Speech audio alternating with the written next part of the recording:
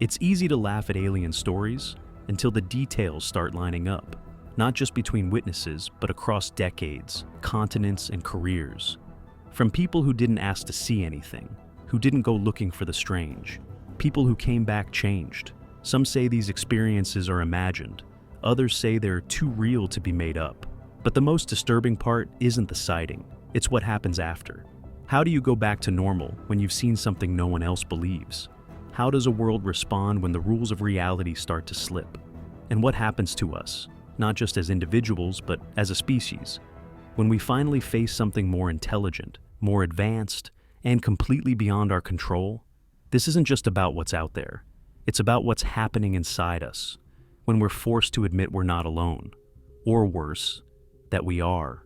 After everything, the sightings, the rumors, the near misses, and leaked footage, there's still one possibility that feels more unsettling than any alien encounter. What if we're it? Not the only life in the universe, just the first to make it this far. It's a possibility that rarely gets airtime.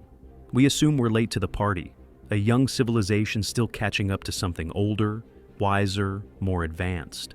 That's the foundation behind SETI, behind signal monitoring arrays, behind all the math that points toward extraterrestrial life.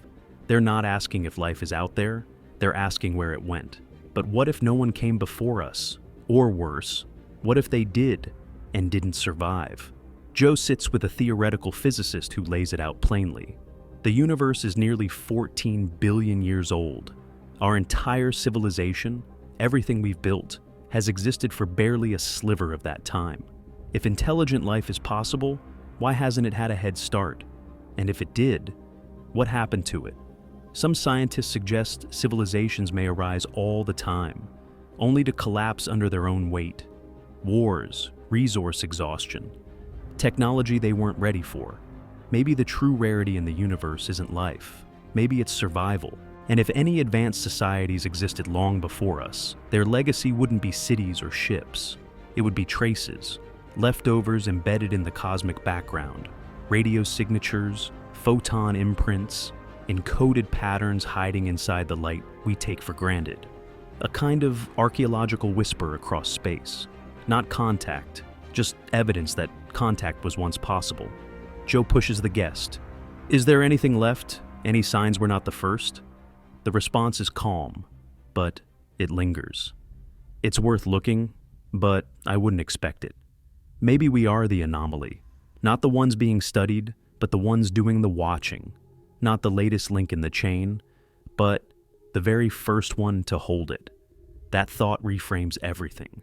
It means there's no one coming to guide us. No older civilization watching our progress. No safety net waiting just beyond the stars. If we are the first, we're also the only example of what happens next. And that means the question isn't where are they, it's can we survive long enough for someone else to find us? And when they do, will they think of us as the beginning or the first mistake? So much of our search has been outward, scanning skies, waiting for signals, building bigger telescopes to peer deeper into space. But maybe we should be looking inward just as much. Because if we are the first, then we're not just explorers. We're a test case, a fragile blueprint for what intelligence can become when it evolves alone. And if that's true, then the most important question isn't who else is out there. It's whether we'll learn to survive ourselves before we go extinct without ever being found. Let's say it finally happens. No more speculation, no more grainy footage or anonymous pilots. Let's say something lands, undeniable, and real. What happens next? Joe and his guests don't speculate about lasers or flying saucers. They focus on something far more dangerous: the human reaction. Because every time a superior civilization has made contact with a weaker one in history, the result has been chaos, cultural collapse, disease, colonization, extinction. And those were just interactions between humans. Now, imagine something so advanced it can cross the stars. Joe puts it simply: if an alien intelligence revealed itself, people wouldn't unite. They'd fall apart. Religions would fracture, governments would scramble for control, people would lose their sense of purpose. Because suddenly, we're not the center of anything anymore. We're not even close. Think about how we treat animals, carefully, sometimes compassionately, but always from a position of control. Maybe that's how we look from the outside, a rare, dangerous species, not quite ready to join the rest of the galaxy. That's why, Rogan says, disclosure might never come all at once. Not because aliens don't exist, but because the truth is too heavy, too disruptive, too destabilizing, and maybe too late. Because if that truth ever does come, it won't be from a press conference. It'll be from a moment we can't undo. Some stories are so vivid, they don't sound like memories. They sound like scars. Travis Walton was a 22-year-old logger in Arizona when, in 1975, he claims he was abducted by a UFO in the middle of the forest. His disappearance sparked a massive search effort and even led to lie detector tests, national headlines, and eventually a Hollywood movie, Fire in the Sky.